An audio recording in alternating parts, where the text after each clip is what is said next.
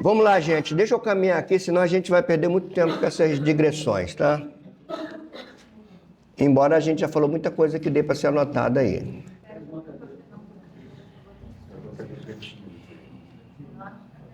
Quando você lê Mateus assim, ó, isso aconteceu para que se cumprisse, ele está interpretando. Ele está interpretando. Quando Paulo fala assim, Agar e Sara representam duas alianças, Gálatas 4. Ele está interpretando. E ele está usando um método interpretativo que a gente vai estudar ali, questionável, que é o método alegórico. Ele está usando alegoria, isso aqui são duas alegorias. Gente, o negócio promete, hein? Deixa eu fazer algumas considerações importantes aqui. Ó. Embora ao longo do curso nós estaremos abordando algumas formas de interpretação, o nosso fio condutor, eu queria que vocês entendessem isso, tá? O nosso fio condutor será a interpretação numa perspectiva reformada ou num legado da reforma. Essa é a nossa maneira de interpretar a Escritura, porque é uma maneira ortodoxa de interpretar a Escritura. Porque a salada teológica que a gente vê hoje é por conta da diversidade de formas de interpretar a Escritura. Então, se você quer a tua vida saudável, a tua família saudável, e para os pastores, a igreja que você pastoreia é saudável, você tem que usar um método de interpretação que reconheça a Escritura como palavra de Deus, inspirada, por isso autoritativa, inerrante, infalível. Todas esses atributos da Escritura estão sendo negados pela crítica moderna. Bom, outra coisa, a interpretação dentro de um pressuposto ortodoxo baseia-se nos seguintes princípios. Primeiro, a crença da Escritura como divinamente inspirada e, por isso, inerrante e autoritativa. Uma coisa não se separa da outra. Se você diz assim, a Bíblia é totalmente inspirada por Deus, como disse Paulo aos Gálatas, isso significa, então, que ela não tem erro, porque Deus não erra, significa que ela tem autoridade sobre a minha vida. Então, nós que temos o costume, né? Se eu perguntar assim para você, a Bíblia é a palavra de Deus? O que você diz? Responde. Sim. Aí eu faço uma pergunta, você guia a tua vida por ela? Sim. Aí já é outra pergunta. Aí eu faço uma terceira pergunta, você guia a tua vida por ela ou por alguns textos que te chamam a atenção nela? Aí vai afunilando a pergunta. Vai, ó, afunilando, para a gente entender isso. Cuidado, inclusive, com quem você estuda e onde você estuda. Se você for estudar, por exemplo, em qualquer instituição de teologia pública, você vai sair de lá negando a sua fé. Você vai trabalhar com teólogos liberais, com gente que nem crente é. Então, esse é o primeiro ponto. A Escritura é divinamente inspirada e, por isso, inerrante e autoritativa. A gente tem que partir desse pressuposto aqui. Esse é o nosso pressuposto. Se não for esse pressuposto, a gente não vai chegar a lugar nenhum aqui. Porque cada um vai ter a sua maneira de interpretar. Se a Bíblia não é a palavra de Deus, a gente vai ver daqui a pouco, então ela é alguma coisa. Que coisa que ela é? A gente vai ver daqui a pouco isso. Bom, uma maneira de interpretar que confessa a fé cristã, que é bíblica e histórica. As duas coisas, tá? A fé cristã é bíblica, mas a fé cristã é bíblica, mas ela é oriunda dos relatos bíblicos, e os relatos bíblicos têm fundamento histórico. Por exemplo, a ressurreição de Jesus, ela é um ponto central da doutrina cristã, mas foi um acontecimento histórico. Então, é uma linha teológica que vem de acontecimentos históricos. Eles aconteceram no tempo e no espaço. Já a crítica liberal, por exemplo, nega a ressurreição de Jesus. Eles negam isso. Então, uma das coisas que vocês precisam aprender quando lê de sala de aula é deixar de ser ingênuo. Você não pode ser ingênuo. Nem todo mundo que está na igreja crê na Bíblia como palavra de Deus. E cada dia esse número está aumentando mais, de gente que não crê na Bíblia como palavra de Deus. Por exemplo, aqui eu vou citar nome, tá? Depois o Alex edita. Por exemplo, se você ouvir... Se você ouvir, ler ou foi influenciado por Ed Renekiewicz, por Caio Fábio, por Ricardo Gondim, por Brian McLaren, por Clark Pinnock, para citar alguns, Se você lê, se influencia, tua fé está perdida. Acabou. Esses caras são apóstatas. Mas rapidinho, o Caio pelo menos conseguiu fazer um negócio legal esses dias. Ele rebateu o pivete do Deus Mãe. Aí é briga, Só isso. é briga por poder. Um momento de lucidez. Mas olha o que ele diz, por exemplo, alguém lê rapidamente aí para mim, Tem que seguir notando. Malaquias 1, 10 e 11.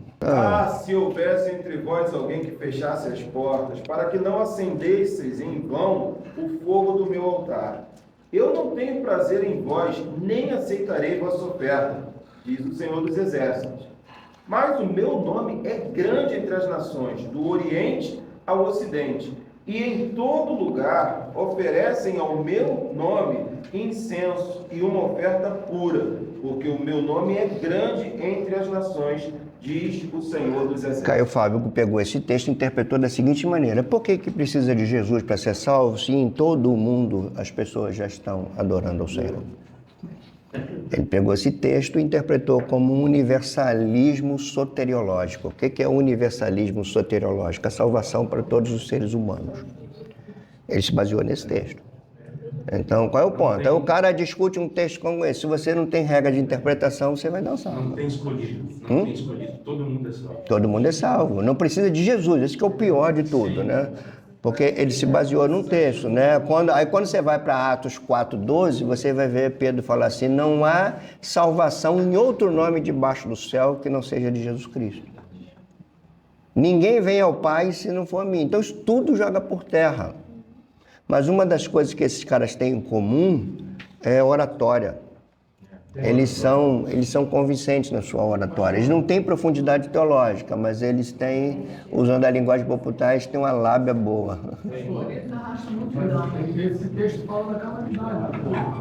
Ele fala de muitas coisas, mas ele é um texto profético também. Ele aponta para um futuro onde gente de todas as terras, línguas e nações vão se render a ele. Você tem que entender esse texto com Filipenses 2. Todo joelho se dobrará no céu, na terra, debaixo da terra. Você não pode tirar a interpretação dentro do próprio versículo. Você quebra tudo, é o que ele fez. Vamos lá, gente. É necessário entendermos que este curso não pretende falar, ou melhor, não pretende expor a hermenêutica dos reformadores. Ou seja, aqui eu não vou trabalhar com vocês como é que Lutero interpretava, como é que Zwingli interpretava, mas sim como o legado da reforma, que maneira de interpretar a Escritura a reforma deixou para nós. É isso que a gente vai trabalhar. Os princípios, métodos específicos que são oriundos do período da Reforma Protestante do século XVI. A gente vai estudar isso mais para frente, mas a gente precisa fazer uma pergunta. Por que com a Reforma Protestante foi resgatado um método? Que método é esse que a Reforma Protestante resgatou? Por que teve que resgatar? Qual era o método hermenêutico que a Igreja Católica Romana usava? Isso tem a ver com a gente vai ver isso tudo que tem, tá? Mas na frente a gente vai ver. Como veremos adiante, o método de interpretação, aqui eu quero que vocês gravem isso, tá? O método de interpretação que a gente vai estudar, que eu defendo, que eu exorto vocês a defenderem. Se você não defender esse método de interpretação, você, por favor, não fale comigo, bota o dedinho aqui, tô de mal contigo, acabou. É o método histórico-gramatical. MHG. Por que eu tenho que citar isso? Porque tem um método que é o oposto dele, que é o método histórico crítico. A gente vai ver em dezembro isso.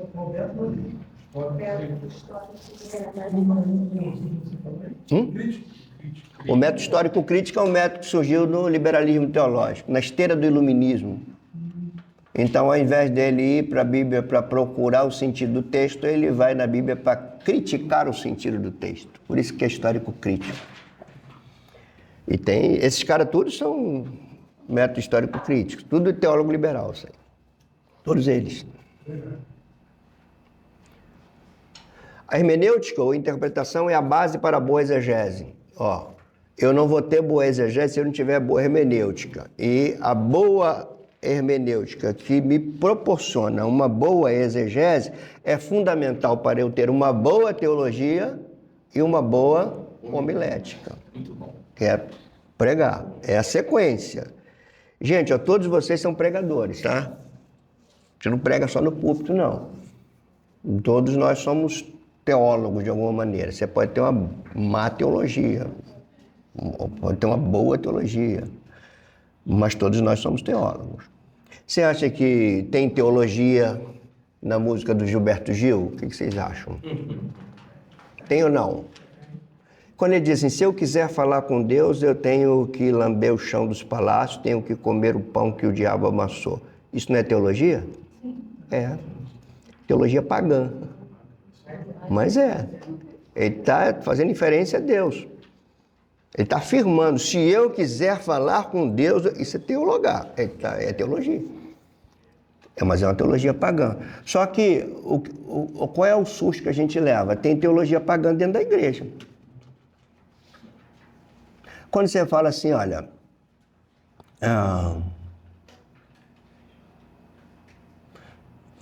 eu tenho que tomar cuidado que tem pastores aqui, vai lá que eles praticam isso. Eu tô ferrado. Mas com o Malaquias aqui eu já tenho liberdade para falar, que eu já conversei com ele ontem. Se você falar assim, nós vamos levantar aqui uma campanha para que os Golias da tua vida caiam. Aí você vai lá em Samuel, faz uma interpretação alegórica daquilo, tira o sentido do texto, traz uma campanha da tua igreja, você usou o quê? Teologia. Só que essa teologia que você está fazendo tuas ovelhas lá ouvirem e submeterem é teologia pagã. Não tem ortodoxia teológica. Você está inventando alguma coisa usando o texto bíblico para um interesse próprio. Isso tem muito nos movimentos neopentecostais hoje. Eu estou com liberdade de falar contigo, que a gente começou ontem. Vamos lá, o falecido Anglada aqui, ele diz o seguinte. Parece que atualmente, pelo menos no Brasil, essas disciplinas que ele está falando é exegese, hermenêutica e homilética. Essas disciplinas têm sido parcialmente relegadas por alguns segmentos evangélicos a um segundo plano. Exegese, doutrina e pregação têm sido substituída por coisas mais práticas, tais como ação social, engajamento político, administração eclesiástica, evangelismo, liturgia e exortações morais, estão substituindo isso tudo por teologia. Quando não se nega a importância da exegese, aí que está faltando uma letra, dada a doutrina e da pregação na teoria, nega-se a prática. Ok? Tudo isso, irmãos, influencia, querendo você ou não, admitindo ou não, influencia na tua forma de viver e na tua forma de enxergar o mundo. A arte de enxergar o mundo é que a gente chama de cosmovisão, como eu enxergo a realidade criada. Eu parto do princípio que Deus criou todas as coisas. Então, é a partir desse pressuposto que existe uma realidade criada e que não foi eu quem criou essa realidade, como é que eu me relaciono com essa realidade criada? Eu preciso me relacionar com essa realidade criada à luz daquele que a criou. Como que eu vou saber? Pela sua revelação verbal registrada, que é a Escritura. Então, se eu interpretar mal a Escritura, eu interpreto mal o que Deus falou. Se eu interpreto mal o que Deus falou, eu vou levar as pessoas a entenderem mal o que Deus falou. Eu vou levar a minha vida de forma equivocada com relação ao que Deus falou. Sem contar que nós vivemos a sociedade do eu acho. Eu costumo dizer o seguinte, cara, entre a opinião do Bruno e a minha, a palavra de Deus é soberana. Diante da palavra de Deus não tem nem a minha opinião nem a dele. Ok? Se eu perguntar para você, quanto já ouviu alguém falar assim, eu não abro mão da minha autonomia? Não é isso? Isso é uma frase muito comum e muito pós-moderna. E parece bonito, mas não se alinha com a Escritura. Na Escritura você não é autônomo. Porque autônomo quer dizer lei minha. Na Escritura é lei de Deus. É theonomos. Lei de Deus. Não auto, para mim, e nomos, lei.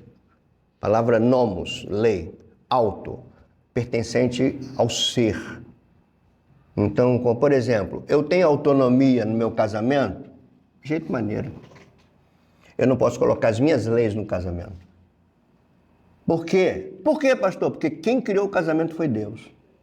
Olha como é que a cosmovisão é. Esse é assunto do próximo curso.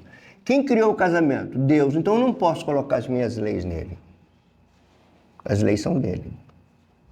Só que isso nem sempre é uma realidade prática no universo eclesiástico. Vamos prosseguir, gente, que tem muita coisa e a gente está só no princípio das dores. Aqui a gente já pode ir rápido, eu já falei qual é o conceito de hermenêutica, né? Palavra derivada de um vocábulo grego, hermelos. Sabia que esse hermenêutica lá na raiz mesmo tem a ver com Deus Hermes, da mitologia grega. Hermes, que era filho de Zeus com... esqueço o nome lá da deusa. E ele era tido como o Deus que comunicava a verdade. Então, por isso que daí vem de Hermes, hermenêutica, que é extrair a verdade, transmitir a verdade. Nada, isso. A gente vai ver daqui a pouco os deuses, como é que os deuses de Homero eram traduzidos por Heráclito. Se der tempo, a gente fala disso aqui hoje. A hermenêutica, enquanto ciência da interpretação, define os métodos corretos. Aquilo que eu falei, ela dá a você os princípios, as ferramentas. A hermenêutica vai te dar as ferramentas, os princípios. Você, se utilizando dessas ferramentas, desses princípios, você vai fazer exegese, que é buscar o sentido do texto. A hermenêutica requer o uso da razão e da lógica. Opa, legal, interessante. Então, ela tem uma característica cognitiva, hermenêutica. Ela requer de você a arte de pensar. Você pensa hermeneuticamente, você pensa de forma interpretativa. Então, ela requer o uso da razão e da lógica. Isso aqui é muito complicado dentro de um contexto evangélico de misticismo. Muito complicado, porque a hermenêutica ela vai requerer o uso da razão, ela vai requerer o uso da cognição. Só que você está dentro de um universo evangélico, o cara fala assim, não, Deus me revelou. Para que eu vou interpretar? Deus já me revelou, e acabou. Cara. Aí como é que fica isso? Deus me revelou. E Deus revela? Será que Deus revela a palavra dele para Sara? Será? Ou Deus permite a Sara entender o que ele revelou a Paulo, a Pedro? Esse itinerário é interessante, viu, gente? Deus revelou ao pastor Bruno vai subir o púlpito lá, depois você não me bate não, tá? Vai subir o púlpito lá e falar assim, eu vou pregar aqui uma palavra que Deus me revelou. Se eu estou lá, eu já estou botando assim, estou anotando, já botei um ponto de interrogação lá. O que seria o certo que o pastor Bruno teria que falar? Gente, eu quero expor aqui um texto revelado ao apóstolo Paulo e que Deus me deu condições de entendê-lo. Pronto. A revelação não é dada a nós, é dada ao autor bíblico.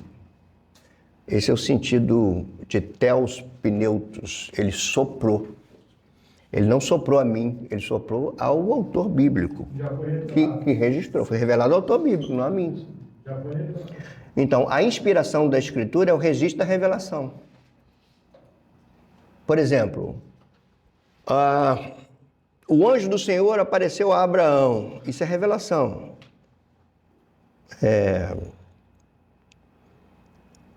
Quando esse episódio é registrado, aí é que é a inspiração. A inspiração está no texto. A inspiração está nas palavras. É interessante, a inspiração não está no autor bíblico. Porque a doutrina da inspiração é que dá à Escritura a categoria de inerrante. Se o autor é inspirado, então o autor também teria que ser inerrante. Só que os autores são pecadores, tal como nós somos. Então o que é inspirado é o texto. Ok, Isaac?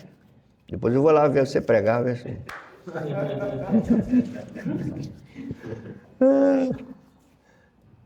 Agora, hermenêutica pode também ser vista como uma arte. A arte de interpretar, porque exige imaginação. Ela exige cognição, ela exige imaginação para que a gente possa usar devidamente as ferramentas interpretativas, mas ela também tem um caráter e aí ela é essencialmente espiritual. Quando a gente lida... Hermenêutica não é só uma coisa da teologia, tá, gente? Hermenêutica é uma ciência geral. Você usa isso no campo, por exemplo, do direito. Hermenêutica, a maneira como você interpreta. Interpreta as leis, interpreta, enfim, os códigos. É a tua hermenêutica enquanto do campo do direito. Do ponto de vista eclesiástico, não existe hermenêutica sem essência espiritual. Porque a gente vai entender que a gente não está lidando com um texto jurídico, a gente está lidando com um texto sagrado e um texto transcendente. Ele é um texto divino, ele não é a palavra do doutor fulano, é a palavra de Deus. Então, se eu sou pecador, a gente vai ver mais para frente, mas eu vou adiantar. A Bíblia é teantrópica. O que significa que a Bíblia é teantrópica? A junção de teos com antropos. Ela é divina e ela é humana. Se ela é divina, ela requer de mim devocionalidade. Ela requer de mim dependência, ela requer de mim oração, porque ela é divina. E porque ela é humana, ela requer de mim esforço, intelectualidade, labuta. É o que o João Calvino falava de orar e labutare. Quando lida com texto bíblico, você tem que orar e você tem que trabalhar muito. Gente, trabalha para chuchu, viu? Lidar com texto bíblico. Tânia que o diga. Tânia que o diga. Eu vou deitar, não estou aguentando. Não, eu não posso agora. Não dá para ir agora. Ontem foi um caso desse. Rafael que fala assim, pai, você tem que parar agora e descansar a mente, não é isso que você fala? Você está desde manhã aí nesse negócio aí, porque eu estou lidando com texto. Estou lidando com texto bíblico, pô, não estou lidando com a revista Isto É. Estou lidando com texto bíblico. Eu sou pecador, estou diante de um texto sagrado. Deixar ele me cortar primeiro. A palavra de um pregador nunca vai cortar os seus ouvintes se ela não cortou o pregador primeiro. Primeiro quem sofre é quem está... E sofre, viu, gente? O texto bate na gente pra caramba. Muitas vezes. Como é que é você pregar um texto que confronta você mesmo? E você tem que pregar aquilo. Eu ia falar isso para o senhor, se confronta a gente, todo mundo. Se você me repara pregando, pode ser que uma vez ou outra eu não faça isso. Mas normalmente eu falo na primeira pessoa do plural. Nós. Eu nunca boto vocês. A não ser quando eu estou aplicando. Quando eu estou aplicando, eu boto na primeira pessoa, me incluindo. Porque um dos erros do pregador é ele pregar se isentando daquilo que ele está falando. O povo não é bobo, gente. Nem é bobo, nem você pode fazer o povo de bobo. Aqui o Esborn. Esborn é esse menino aqui, ó. Indico, leia. Quem quer se aprofundar. Ele é o sentido, ele trata... Não empresta não. Ele trata a hermenêutica não como um círculo, mas como uma espiral, como se fosse um cone, puxando de dentro para fora o texto bíblico. É esse aqui, ó. Você vê que está todo rabiscado, porque esse livro aqui, esse aqui do Zuck, ó, esse aqui é também interpretação bíblica do Zuck. Todos os dois eu li, esse daqui eu tive que fazer dos dois, eu tive que fazer resenha. O que é uma resenha? Você lê todo o livro, depois você vai explicar qual é o conteúdo que o autor está trabalhando, como é que ele desenvolve, como é que ele dividiu sua estrutura literária, quais pontos que ele quis abordar, e depois você vai relacionar os pontos positivos do livro, os pontos que você acha negativos, e você vai apresentar a tua síntese do livro. Isso aí são os trabalhos. Eu fiz crítica. Eu fiz crítica ao Zuck. Eu fiz crítica ao Zuck, lá no Martin Bucer. Por que eu fiz crítica a ele? Ele abordava alguns textos interpretativos vindo já com sua escatologia pré-milenista na mente. Então, quando eu vou com uma escatologia pré-milenista, eu vou ver pré-milenismo no texto, mas nem todo mundo que está me ouvindo é pré-milenista. Então, eu não posso colocar o que eu acho do texto. Ele pegou Isaías lá, que fala do leão, brincando, ele falou, isso aqui vai acontecer no milênio, mas onde que no texto fala que aquilo ali é milênio? Então ele deu o texto, só que o livro dele é de interpretação, ele está cometendo um erro primário de interpretação. E eu mandei ver lá, cara, critiquei o livro.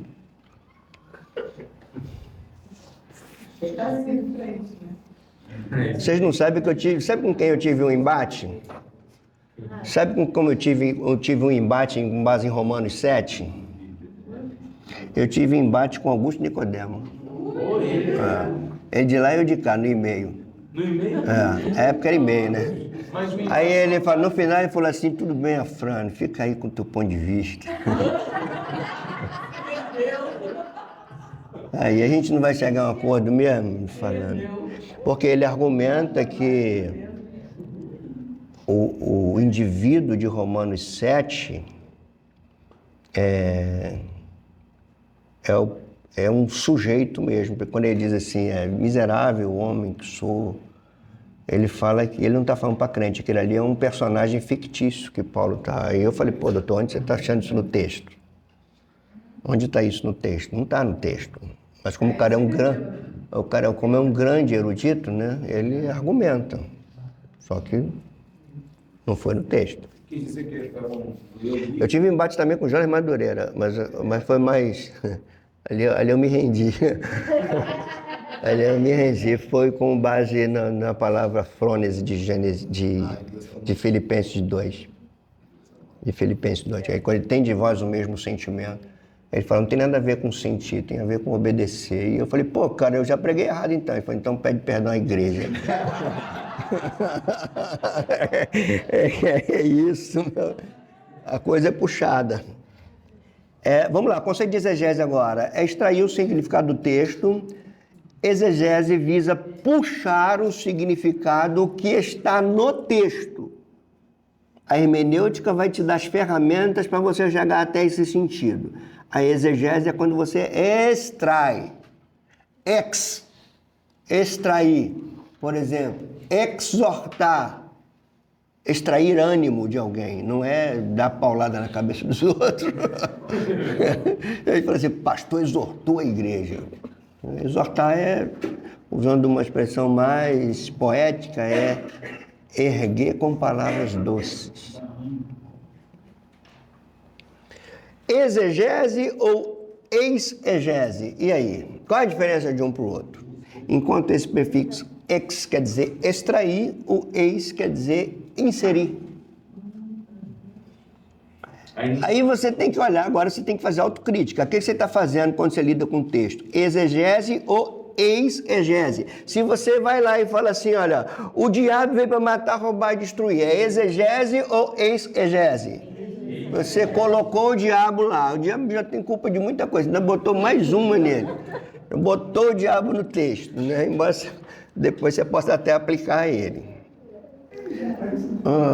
Vamos lá. Enquanto a exegese trabalha extraindo o sentido do texto, a exegese procura impor o sentido de fora para dentro. Vem da cabeça do autor para o texto e não do texto para a cabeça do autor. Ok? É aquela coisa que o Hernandes que fala muito isso, né? Os pregadores que falam assim, pô, já tenho o que pregar, agora só me falta o texto. Então o que ele vai pregar está na cabeça dele, não está no texto, né? Falta só o texto para quê? Para respaldar o que está na cabeça dele. Faz o contrário. Então tenham cuidado, porque quando você prega, quando você aconselha, quando você instrui, você pode estar dando à pessoa a tua palavra e não a palavra de Deus. E o que permanece para sempre é a palavra de Deus, a tua não. No trabalho de interpretação bíblica, nunca devemos impor o sentido e o significado ao texto, ou seja, não podemos fazer exegese. Às vezes você é tentado a isso, tá, gente? Que você pega uma parábola, por exemplo, você é tentado a dizer isso aqui significa isso, isso aqui significa aquilo, isso aqui significa aquilo. Já está na tua cabeça. Mas você tem que parar assim, pô, quem contou essa parábola estava pretendendo o que com isso? Aí você tem que perguntar, você tem que fazer isso. É essa. Hermenêutica são as regras para interpretação. Exegese, a interpretação em si, procurando encontrar o sentido correto do texto, que deve estar em harmonia com a escritura. Você vai entender, olha, o texto, o contexto imediato, o contexto mais extenso, o contexto canônico. Esses círculozinhos precisam estar ligados um ao outro. Aquilo que eu falei, se vocês confiam na minha cabeça. Romanos 28 diz, tudo coopera para o bem daqueles que amam a Deus, daqueles que são chamados segundo o seu propósito. Você não é tentado de usar um texto desse para animar as pessoas? Muito tentado. Muito. Você está lá, você é um pregador daqueles fervorosos, né? Que a tarefa da pregação é um perigo, porque o que você pode se encher de vaidade, o que você pode se encher de holofote, querer holofote para você é muito comum. Às vezes eu vejo alguns alunos assim, os alunos falam assim, pastor, dá uma olhada aí os alunos lá da IMADEP faziam muito isso. Dá uma olhada aí no que eu preguei. Eu falei, cara, por que tá sassaricando o texto desse jeito, pulando? Não, para que você tá fazendo isso? Quer chamar atenção para você, cara? Que fica, mano, de trejeito que fica assim, quer ver? Deixa eu... Pega aqui, começa, saiu da igreja capaz do Senhor, começa a pegar, porque o Senhor, aí começa, por que isso? Tá com mola no pé, cara? Prega, para de chamar atenção para você, para, você tem que chamar as pessoas para a palavra, não é para você. Aí vai para cá e vai para lá, e porque Deus e tem uma... Você já deve ter ouvido isso. Aleluia, aleluia. E homilética é o resultado disso, exposição do texto e entrega com fidelidade, visando proclamação e aplicação da verdade bíblica.